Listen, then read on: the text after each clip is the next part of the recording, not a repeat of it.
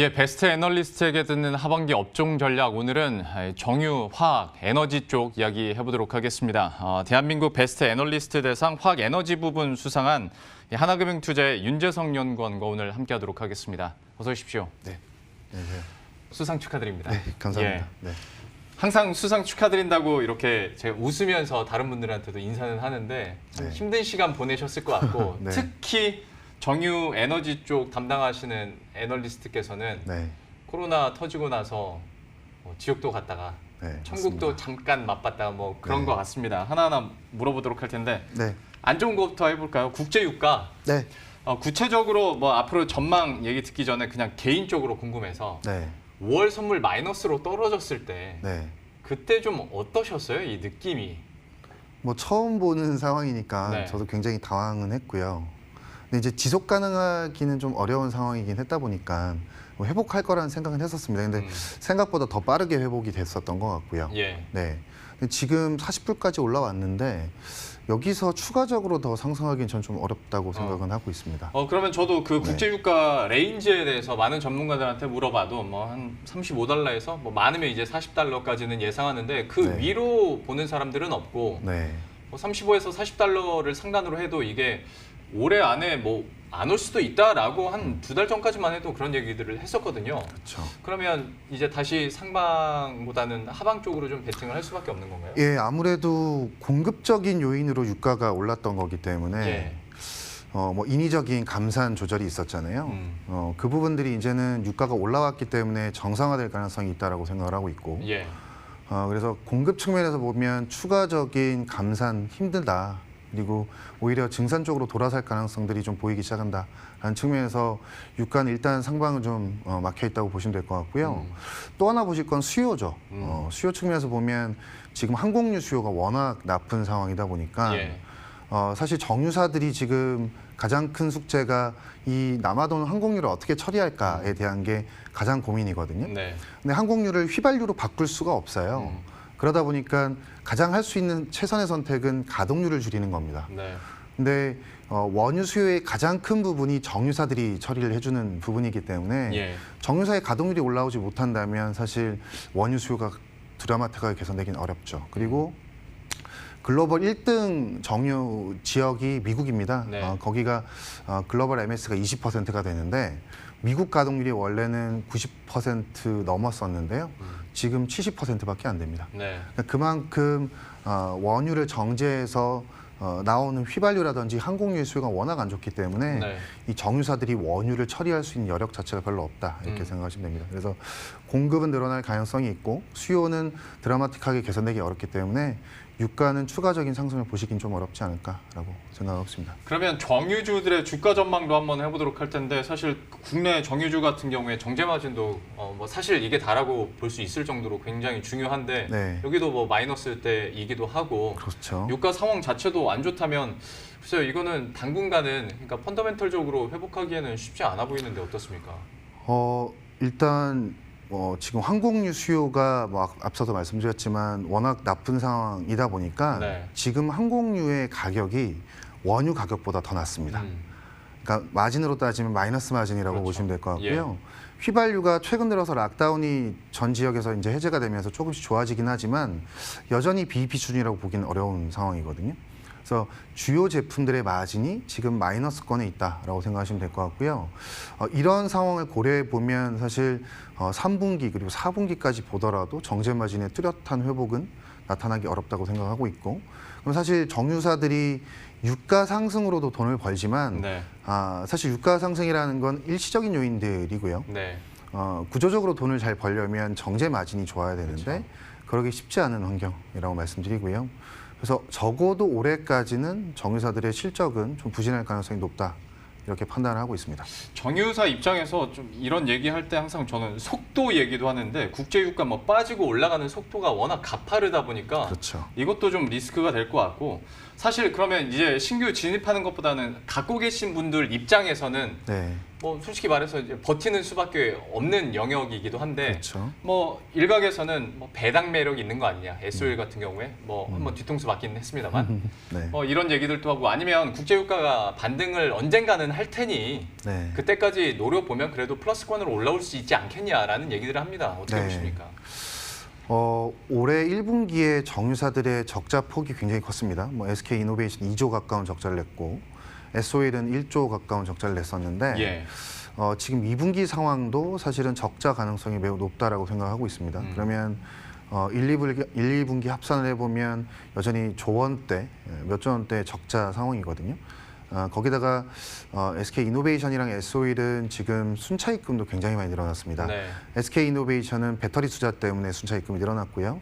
SO일도 고도화 설비 투자하면서 순차입금이 굉장히 많이 늘어났는데 이런 재무적인 리스크들을 감안해 보면 그리고 실적도 감안해 보면 올해 중간 배당에 대한 기대감을 낮추시는 게 맞다라고 생각하고 있고요. 네. 앞서서도 제가 3, 4분기에 대한 실적 전망도 어둡다고 말씀드렸잖아요. 그래서 연간으로 보시는 배당에 대한 매력도도 많이 줄어들 수밖에 없는 그런 상황이라고 생각하고 있습니다. 정유주에 대해서는 전반적으로 어떤 전망이나 스탠스 자체가 뭐 밝게 나올 수는 네, 맞습니다. 없을 것 같고 네. 그러면 화학주로 한번 넘어가 보도록 할 텐데 요즘 기사들 중에 많이 나오는 게 NCC 관련한 겁니다. 그러니까 ECC 시대 가고 NCC 온다 네, 뭐 네, 네, 이런 맞습니다. 헤드라인도 많이 오게 되고 근데 이 개념 자체가 약간 뭐 어려울 뿐더러 네. 과연 저는 이제 이런 기사나 평가들을 보면서 정말 우리가 수혜를 받아갈 수 있는 것인가? 뭐 우리나라가 NCC 비중이 높다고는 하나 네. 그럼 실질적인 수혜를 얼마나 받아갈 수 있을지 어떻게 평가하십니까? 일단 개념부터 말씀드리면 ECC라는 개념은 에탄 가지고 화학 제품을 만드는 설비를 얘기를 하고요. 예. 이 에탄이라는 건 천연가스에서 나오는 겁니다. 이 천연가스는 중동이라든지 미국 같은 산유국들이 주로 생산을 네. 하게 되고요. 그래서 그 지역들은 대부분 이 천연가스에서 나오는 에탄을 베이스로 해서 ECC를 돌려서 화학 제품을 만듭니다. 네. 우리나라라든지 아시아 같은 경우는 이 원유에서 나오는 납사를 가지고 화학 제품을 만들거든요. 네. 그러니까 결론적으로 만드는 원재료가 완전히 다르다라고 보시면 될 것 같고 특히나 이제 최근에 유가가 빠지면서 하락하면서 상대적인 원가 우위가 생겼다고 보시면 될 것 같고요. 천연가스 같은 경우는 아마 중장기적으로 올라갈 가능성이 높다라고 보고 있습니다. 이유는 미국의 원유 생산하면서 나오는 천연가스의 생산 비중이 전체에서 40% 정도 되거든요. 그러니까 지금 현재 유가라면 원유 생산량이 줄어들면서 천연가스 생산량도 같이 줄어들 가능성이 높고요. 예. 이렇게 되면 천연가스 가격은 구조적으로 올라갈 수 있죠. 그러겠죠. 그러면 상대적으로 미국에서 하는 방식인 ECC 방식들이 좀 어려워질 수 있을 거고요. 오히려 납사를 베이스로 해서 화학 제품을 만드는 아시아 업체들은 유리해질 수 있습니다. 그래서 상대적인 원가 구조의 변화가 나타나고 있다는 거고요. 아마 2분기 실적이나 3분기 실적에서 NCC 업체의 상대적인 이익률이 더 높은 게 확인이 되지 않을까라고 보고 있고요. 실제로 제가 체크를 해봐도 이번에 ECC 업체들이 굉장히 어려운데 NCC 업체들은 오히려 실적이 좋아지는 그런 그림이 나타나고 있어요. 그래서 아마 2, 3분기 넘어가면서부터는 상대적인 경쟁력이 이제 확인이 되기 시작을 할 겁니다. 혹시 대표적으로 그러면 NCC를 주로 그러니까 비중이 높은 기업들이 어디가 있을까요? LG화학이 사실은 배터리를 제외하면 거의 뭐 매출이 배터리랑 거의 비슷하게 나오고 있는 상황이고요. 롯데케미칼도 거의 대부분 NCC에서 매출과 이익이 나오고요. 대한유화 같은 경우도 그런 상황이라고 보시면 됩니다. 예. 그래서 물론 LG화학은 뭐 2차 전지 배터리도 있겠지만 이 NCC로도 살짝 뭐 주가 상승에 그럼요. 영향을 네. 많이 받았다라는 평가를 많이 하더라고요. LG화학에 대해서도 사실 LG화학은 이후에도 또 여쭤볼 게 많이 있어서 네네네. 예, 이 정도로 넘어가도록 하겠고 네. 화학 중에서 또 저도 뉴스로 많이 보는 것이 이제 코로나19 지나가면서 어떤 마스크랄지 아니면 의료용 장갑이랄지 네. 여기에 다 이제 화학 제품들이 들어가니까 네. 이걸로 좀 수혜를 받을 수 있다라는 얘기들도 하던데 네. 어떻게 평가하십니까? 뭐 대표적으로 저희 마스크 다들 많이 쓰시는데 마스크 앞뒷면 레이어가 다 폴리프로필렌으로 만들어지고요. 네. 이 이어밴드가 다 저희 스판덱스로 만들어집니다. 스판덱스를 예로 들면 스판덱스는 원래 의료용으로 사용이 돼요. 아마 마스크의 비중이 1%도 안 됐을 텐데 최근에 확인해 보니까 전체 스판덱스 수요 중에 25%가 마스크로. 예, 마스크용 수요까지 올라왔더라고요. 예. 그러니까 어마어마한 수요 폭발 성장이라고 보시면 될 것 같고요. 뭐 이것 때문에 아마 스판덱스 수요도 계속 괜찮을 것 같고, 뭐 손세정제 수요도 요즘에 굉장히 좋죠. 갑작스럽게 이 손세정제 수요 늘어나면서 전방 증설들이 계속 있습니다. 그러면 원재료 하는 업체들이 수혜를 볼 거고요. 네. 라텍스 장갑, 예. 위생을 위한 장갑들도 수요 성장이 한 연간 20%씩 나타나고 있는 상황이라 뭐 코로나가 조금 잠잠해진다고 하더라도 사실 위생에 대한 관념들은 계속 좀 높게 유지될 수밖에 없다라고 생각하고 있고요. 네. 중장기적으로 사실 이런 아이템들은 수혜를 볼 수 있는 아이템들이고, 그리고 만약에 코로나가 좀 잠잠해진다면 사실 기존의 이제 뭐 자동차라든지 전자 제품에 대한 수요가 늘어나면서 그 부분도 이제 석유화학 제품의 수요를 늘릴 수 있는 그런 요인이 될 수 있다고 보고 있습니다. 예, 여러모로 화학주에 대해서는 그래도 정유주보다는 네. 지금 구간에서도 수혜를 받고 있고 이런 지속성이 좀 있다고 보시는 것 맞습니다. 같습니다. 네. 화학주 살펴봤고 그 배터리 관련해서 2차 전지 관련해서 여러분들이 가장 궁금해하실 두 개의 종목 한번 얘기해 보도록 하겠습니다. LG화학과 삼성 SDI인데 네네네. 여기에 대해서는 어떻게 보시는지, 그러니까 뭐 당연히 좋은 그쵸? 전망이지만 네. 주가가 또 워낙 많이 올라가지고 예. 어떻게 바라보십니까? 일단 중장기 전망에 대해서는 긍정적으로 보고 있습니다. 뭐 유럽의 최근에 보조금 정책들 나오는 거 보더라도 예. 자동차 구매할 때, 이제 전기차 구매할 때 보조금을 추가적으로 더 지급하는 방안들이 계속 나오고 있는 상황이고, 실제로 뭐 테슬라라든지 이런 업체들의 매출액도 계속 늘어나고 있는 상황이라 중장기 그림은 굉장히 긍정적으로 보는데, 말씀하신 대로 주가가 많이 올랐고요. 그리고 하반기에 턴어라운드 얘기가 계속 나오고 있습니다. 배터리 쪽은. 근데 이 부분들을 사실 밸류에이션은 다 반영을 하고 있다라고 생각을 하고 있고요. 그래서 추가적으로 의미 있는 실적 개선들을 계속 좀 확인을 해야지만 주가는 갈 수 있다라고 보고 있고. 그래서 일단은 주가가 많이 올라와 있는 상황이기 때문에 조금씩 조심해서 보셔야 되는 구간이긴 하다라고 생각을 하고 있습니다. 그 의미 있는 실적을 조금 더 좀 구체화시켜 봤으면 좋겠어요. 일단 이번에 주가가 좀 많이 올랐던 건 턴어라운드 기대감으로 올랐던 그렇죠. 거고요. 예. 사실 주가에 반영되어 있는 밸류에이션은 뭐 전기차 배터리 기준으로 해서 미드 싱글에서 하이 싱글 정도의 영업이익률을 저희는 시장에서는 기대를 하고 있거든요. 예. 이제 그런 부분들이 이제 실제로 실현될 수 있는지에 대해서는 좀 시간이 좀 필요하다고 생각하고 있습니다. 그래서 그 정도까지 이익률이 나올 수 있는 그런 환경이 만들어지는 그런 시점을 저희가 좀 포착을 해야 된다고 생각하고 있습니다. 실제적인 실적이 어떻게 잡히는지도 좀 또 하나의 변수가 될 것 같은데요. 뭐 그런 와중에도 가장 단도직입적인 질문 하나만 더 드리자면, 그러면 두 종목 중에 하나를 고른다면? 사실 두 종목 중에 한 종목을 고르기는 좀 어려울 것 같고요. 예. 그래도 아까 제가 뭐 LG화학이 NCC를 갖고 있어서 이 상대적인 경쟁력이 좋아지고 그리고 수혜를 볼 수 있는 부분도 분명히 있다고 말씀드렸는데, 예. 캐시카우가 사실 석유화학 쪽에서 좀 만들어질 수 있을 것 같아요. 그래서 상대적으로 삼성 SDI보다는 캐시카우를 좀 확보하고 있다는 측면에서 LG화학이 좀 더 긍정적이지 않나라는 개인적인 생각을 말씀드립니다. 무게감을 조금 더 LG화학 네. 쪽으로. 네. 저는 LG화학과 삼성 SDI 비중 조절하라는 투자 전략도 들었었는데 네. 일맥상통할 것 같고, 네, 그 그럴 안에서 것 같아요. 조금 더 매력적인 게 굳이 꼽자면 네. LG화학이다라고 얘기를 해주셨습니다. 앞으로의 흐름들도 계속 지켜보도록 할 텐데, 가격적인 부담 때문에 약간 조정이 왔을 때나 이제는 좀 접근 가능한 시점이 아닐까 싶기도 하고, 정부 정책과 관련해서도 한번 여쭤보도록 할 텐데, 그린 뉴딜 참 이야기 많이 했잖아요. 네. 그리고 신재생에너지와 관련해서도 뭐 계속 얘기가 나오고, 뭐 유럽권에서도 얘기가 나오다 보니까 네. 확실히 좀 추가적으로 수혜를 받아갈 수 있지 않을까. 그런데 이와 관련해서 실제적으로 우리나라 국내 기업들이 얼마나 이제 수주를 따낼 수 있을 것이냐에 대해서도 좀 궁금한데, 네. 상황이 좀 어떻습니까? 사실 기대감이 많은 건 맞고요. 그럼에도 불구하고 아직은 시간은 좀 필요하다라고 생각을 하고 있고, 근데 문제는 사실 태양광 쪽에 대한 이슈들이 최근에 굉장히 많은데, 네. 그린뉴딜 관련해서.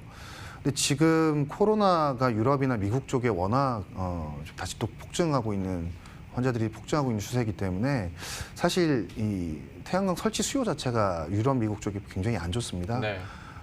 최근에 태양광 체인의 가격이 사실 한 15주 연속으로 하락세를 보이고 있는 상황이거든요. 그러니까 중장기 기대감에 대한 부분들은 저도 뭐 좋게 보고 있지만, 실질적으로 지금 현재 수요 자체가 워낙 나쁘다라는 거고요. 그래서 코로나가 좀 진정되고 나서 실질적으로 이 태양광 쪽의 수요가 올라오는 부분들을 저희가 좀 확인해야 되지 않나라는 보수적인 좀 생각을 좀 말씀드릴 수 있을 것 같습니다. 이건 유럽 시장도 그러면 분위기가 비슷합니까? 예, 유럽 시장도 굉장히 좀 부진한 상황이고요. 예. 뭐 단가 자체가 유럽 쪽이 굉장히 최근에 좀 많이 약한 모습을 보이고 있습니다. 그러니까 정책과는 사실 실제 현재 상황과는 좀 반대로 흘러가고 있는 부분들은 분명히 있습니다. 네. 지금 그러니까 사실 나오는 기대감들이 네. 뭐 우리나라도 그렇고 유럽도 그렇고 경제가 안 좋다 보니까 정부에서 돈을 쏟아 부어야 되는데 맞습니다. 붓는다면 뭐 옛날 전통적인 그런 SOC가 아니라 어떤 신재생 에너지나 새로운 에너지를 네. 개발하는 데 쓰일 것이다라는 막연한 기대감들이 좀 있거든요. 맞습니다. 근데 그게 실체화되기까지는 확인 작업이 필요하다. 예, 맞습니다. 그 과정이 선행돼야 된다고 생각을 하고 있고요. 그런 기대감만 가지고 사실 주가는 많이 올라 있는 그렇죠. 상황이기 때문에 예를 들어서 OCI 같은 업체들은 사실 지금 굉장히 힘든데 주가는 사실 상대적으로 다른 섹터 대비해서는 좀 견조한 모습이긴 하거든요. 네. 그러니까 그런 부분들에 대한 좀 옥석 가리기는 진행해야 되지 않을까라고 생각하고 있습니다. 태양광과 관련해서 그리고 신재생 에너지 관련해서도 한번 조언을 들어봤고요. 네. 뭐 저희가 뭐 정유화 그리고 전기차 배터리 신재생 에너지까지 계속 얘기를 하고 있는데 하반기에 네. 그래도 노려볼만 하겠다라고 네. 생각하시는 섹터가 있다면 어디가 있을까요? 일단 전기차 같은 경우는 지속적인 테마가 지속될 거기 때문에 네. 중장기적으로 좋게 보고 있고요. 거기다가 화학까지 조금 긍정적인 모습들이 나타날 수는 있을 것 같습니다. 네. 시장의 기대는 사실 좀 낮은 게 사실인데요. 그럼에도 불구하고 지금 현재의 펀더멘털은 좋아지고 있는 게 확인이 되고 있습니다. 뭐 예를 들면 중국의 전반 가동률이라든지 재고 상황이라든지 이런 것들이 좀 나아지고 있는 모습이 포착이 되거든요. 네. 그래서 전반적인 펀더멘털은 괜찮은데 주가가 거의 못 올라 있는 상황이기 때문에 예. 이런 화학 업체에 대해서도 조금 업사이드를 기대해 볼 수 있지 않을까라고 생각을 하고 있습니다. 화학과 전기차에 대해서 아마 이 코너 처음부터 들으신 분들은 어느 정도 이제 스탠스나 그런 전망들이 감이 오셨을 텐데 역시 하반기에 유망한 업종으로 화학 전기차 다시 한번 강조를 해주셨고요. 마지막으로 그 동학개미 운동 시작하고 나서 네. 이제 주식으로 돈들이 이렇게 삼성전자 IT 쪽으로 집중을 했다가 어느 네. 순간부터 좀 분산이 됐지 않습니까? 그렇죠. 그러면서 이제 원유 ETN 얘기 나왔고 네. 요즘에는 이제 원유 ETN은 그래 안 좋은 거였어 하면서 이제 원유 ETF나 네. 아니면 조금 더 뭐 안전하거나 안 그러면 분산해서 가려면 원유를 생산하는 기업이 모아져 있는 ETF 쪽으로 네. 투자를 실제로 많이 하시잖아요. 뭐 그렇죠. 우리나라도 네. 그렇고 미국 주식 같은 경우. 네, 맞습니다. 현재 시점에서 좀 투자 의견 어떻게 갖고 계신지 궁금해서요. 근데 유가에 대해서는 사실 좀 보수적으로 계속 보시는 게 맞을 것 같아요. 전기차에 대한 부분들 뭐 흔히 알고 계시겠지만 친투율 계속 올라가고요. 그렇게 되면 휘발유에 대한 수요가 구조적으로 좀 하락할 가능성이 매우 높다라고 생각을 하고 있거든요. 그러니까 이 원유 시장에 대해서는 사실 공급적인 조절 이외에는 상승 가능성이 좀 제한적이라고 보고 있기 때문에 네. 원유 관련된 기업들에 대해서는 오히려 좀 보수적으로 보시는 게 맞고 그러면 이 낮아진 원유를 이용해서 뭔가 마진을 창출할 수 있는 이런 업체들이 상대적으로 더 유리한 거거든요.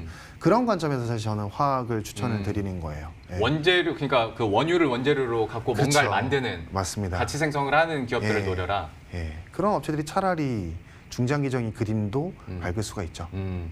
오늘은 얘기를 하다 보니까 기승전 화학으로 귀결이 되는 것 같습니다. 맞습니다. 화학 네. 업종에 대한 긍정적인 시각들 계속 얘기를 해주셨으니까요. 국제 유가가 떨어진 걸 이용해서 가치 창출을 할 수 있는 기업들 그런 업종군을 노려보자라고 정리를 마무리 짓도록 하겠습니다. 오늘 대한민국 베스트 애널리스트 대상 화학 에너지 부분에서 수상을 한 하나금융투자의 윤재성 연구원과 함께 이야기 나눠봤습니다. 오늘 말씀 고맙습니다. 네, 감사합니다. 예, 그럼 저희도 여기서 인사드리도록 하겠습니다. 식사 맛있게 하시고요. 저희들은 내일 이 시간에 또 새로운 소식과 전략 들고 다시 찾아뵙도록 하겠습니다. 시청해주신 여러분 고맙습니다.